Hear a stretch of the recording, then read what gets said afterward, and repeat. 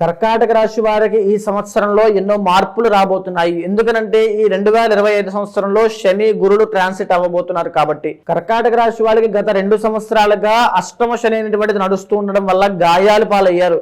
మనసు గాయపడింది, శరీరం గాయపడింది, ఆర్థిక సమస్యలు పడ్డారు, ఎన్నో మనఃక్లేశములకు ఇబ్బంది పడ్డారు, ఎవరూ సహాయం చేయక ఒంటరి పోరాటం చేశారు. ఇన్ని కష్టాలకి కారణం కర్మ. బికాస్ శని కర్మకారకుడు కాబట్టి. ఆ కర్మ ఎప్పుడైతే నివారణ అవుతుందో అక్కడి నుంచే మీ జీవితంలో ఒక అభివృద్ధి, ఆనందం అనేటువంటిది కనబడతాయి. ఈ ఫిబ్రవరి 26వ తారీఖు మహాశివరాత్రి నాడు నేను నిర్వహించేటువంటి కర్మ ప్రాయశ్చిత రుద్ర తంత్రంలో ప్రతి ఒక్కరూ పాల్గొనండి.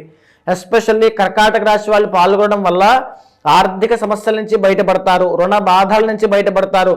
మీ జీవితంలో ఎన్ని కష్టాలు మిమ్మల్ని ఇబ్బంది పెడుతున్నాయో వాటికి కారణమైన కర్మ అనేటువంటిది నశించడం వల్ల ఆ కష్టాల నుంచి బయటపడతారు.